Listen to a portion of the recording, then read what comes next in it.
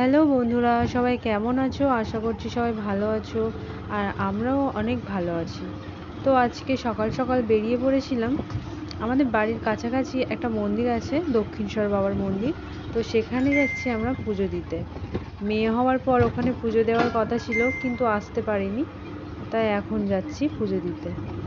আর এদিকে দেখো, রাস্তাটা এত খারাপ। আর অটোর মধ্যে বসে কোমরটাও তো পুরো ব্যথা হয়ে গেছে। আর আমরা যাচ্ছিলাম বাগানের ভেতর থেকে। তো সেই জন্য করে দেখো, রাস্তার দু সাইডে শুধু জঙ্গল আর জঙ্গল। এদিকে গাড়ি খুব কম চলে এই রাস্তায়। তো মেন রোড থেকেও যাওয়া যায়।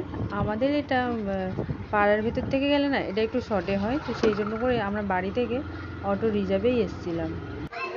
আর তারপর আমরা এখানে চলে এসেছিলাম। আর এই যে প্যান্ডেলটা দেখতে পাচ্ছ, এই প্যান্ডেলটা করা হয়েছে এখানে। খুব বড় করে মেলা হয় চৈত্র মাসের শেষে। হাজার হাজার লোকের ভিড় হয়, তো সেই জন্য। আর একদিন পর সেই মেলাটা, ওই জন্য এখানে প্যান্ডেলটা করা হয়েছিল। আর এইদিকে এই যে বাবার মন্দির, চৈত্র মাসে বড়গাছারি জয়রামপুর যেদিনকে জল ঢালতে যায় সবাই, সেই দিনকে এখানেও জল ঢালতে সবাই আসে। মানে হাজার হাজার ভিড় হয় এখানে। তো আর দুদিন বাকি আছে সেই দিনটা, কিন্তু আমরা তার আগে এসেছি পুজো দিতে। কারণ মেয়ে ছোট, ওকে নিয়ে তো আর অত ভিড়ের মধ্যে আসা যায় না না। সেই জন্য করে চলে এসেছিলাম। আর ওটা ছিল বাবার পুকুর। বাবার পুকুর থেকে স্নান করে তারপর বাবার মাথায় ওই পুকুর থেকে জল নিয়ে ঢালা হয়। তো আমরা এসেছিলাম রবিবার। আর দেখো, রবিবারেও কত ভিড় হয়েছে।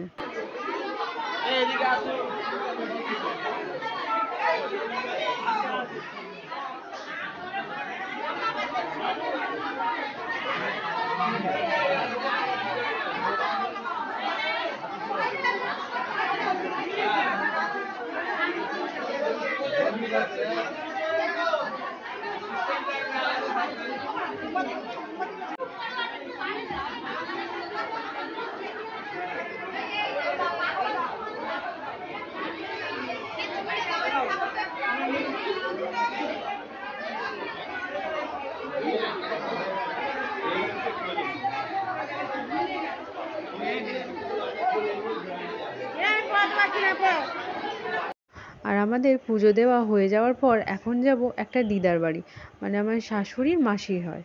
তো আমাদের দিদা হবে। আর সেই দিদার বাড়ি একদম মন্দিরের পাশে। আর তার মধ্যে বৃষ্টি হয়েছিল, সেই রাস্তার মধ্যে জল জমে গিয়েছে, যার জন্য শাড়িটা আমাকে ধরে ধরে যেতে হচ্ছিল। তো তারপর আমরা চলে এসেছিলাম দিদার বাড়ি। আর এসে এখানে খাওয়া দাওয়া করে এখন বেরোনোর জন্য রেডি হচ্ছি। বাড়ি যেতে হবে, এখন বাজে বিকাল 4টে। এখান থেকে বাড়ি গিয়ে যাব বারুইপুর বাজারে কেনাকাটা করতে, কারণ আমাদের পয়লা বৈশাখের কেনাকাটা এখনো কিছুই হয়নি। তো ওখান থেকে আসার পর এত মাথা যন্ত্রণা আর এত শরীরটা খারাপ লাগছিল যে সেই জন্য আর আমরা বারুইপুর বাজারে যাইনি।